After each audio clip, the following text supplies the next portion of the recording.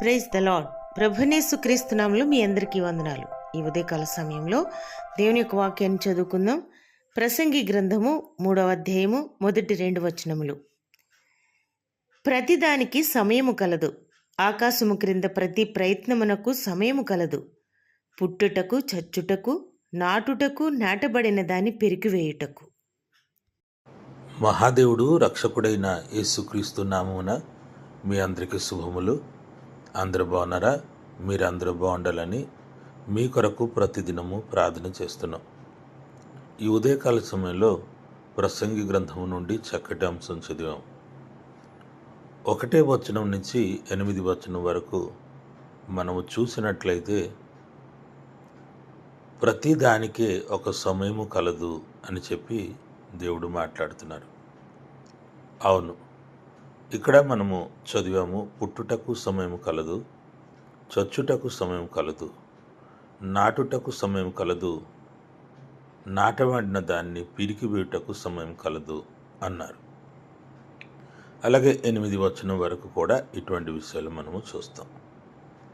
అయితే మన జీవితంలో జరుగుతున్న ప్రతి సంఘటన ఏ సమయంలో ఏమి జరుగుతుంది, అది దేవుని చిత్తం లేకుండా ఏమి జరగదు అని మనము గమనించాలి. విశ్వాసులైన మనము మన జీవితం, మన భవిష్యత్ దేవుని చేతిలో ఉంది అని మనం సంపూర్ణంగా విశ్వసించాలి.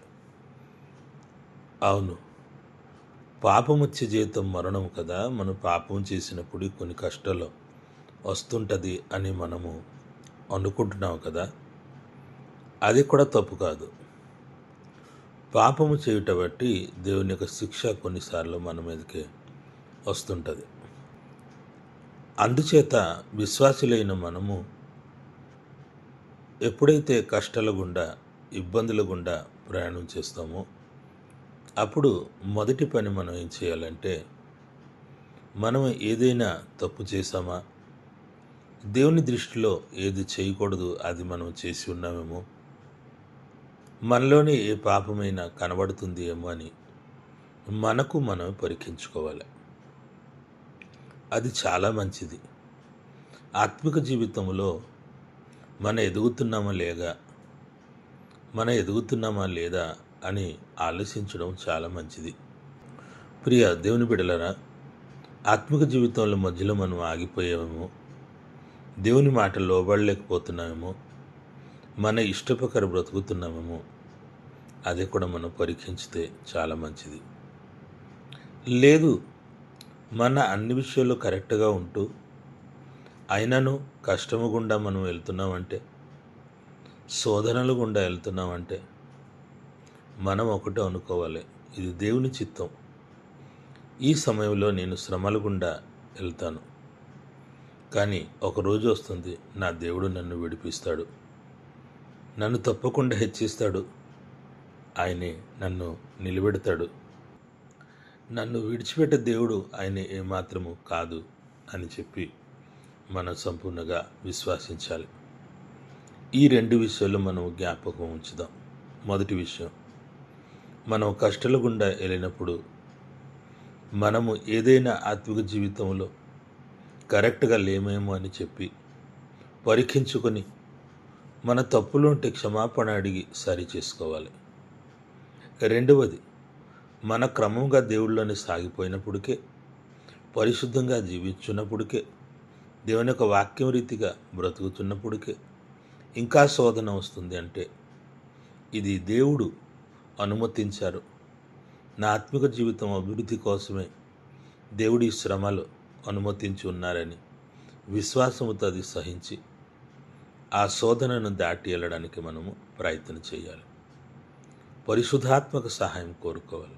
అప్పుడు పరిశుద్ధాత్ముడు తప్పకుండా మనకు సహాయం చేసి జయ జీవితం ఇస్తారని ప్రభు పేరిట మనవి చేస్తున్నాను. ప్రార్థన.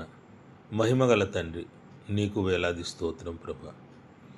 మా జీవితంలో నువ్వు చేసిన మేలు కొరకు స్తోత్రము. ఈ సమయంలో నీ సన్నిధికి వస్తున్నాం తండ్రి.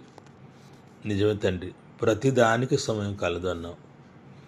అవును, కానీ మేము చాలాసార్లు ప్రభువా ఎందుకు ఇలా జరుగుతుంది అని కంగారు పడిపోతుంటాం. క్షమించండి తండ్రి. ఈరోజు ప్రతి విషయంలో కూడా మనము ఆత్మిక జీవితంలో ఎలా సరి చేసుకోవాలి అది నేర్పించినందుకు స్తోత్రము. ప్రియ బిడ్డలందరినీ దీవించండి. ప్రార్థనలు ఏకీవించుతున్న బిడ్డలందరూ కూడా నీ వాక్యం చొప్పున బ్రతిక జీవితం దయచేయండి. అలాగే తండ్రి మేలుతో నింపి మీరు నడిపించండి. నీకు అసాధ్యమైనది ఏమీ లేదు అని నువ్వు మాట్లాడుతున్నావు కదా. రోగులను స్వస్థపరచండి. అప్పు బాధల నుంచి బిడ్డలను విడిపించండి. కష్టంలో ఇబ్బందులు ఉన్నవారిని విడిపించండి.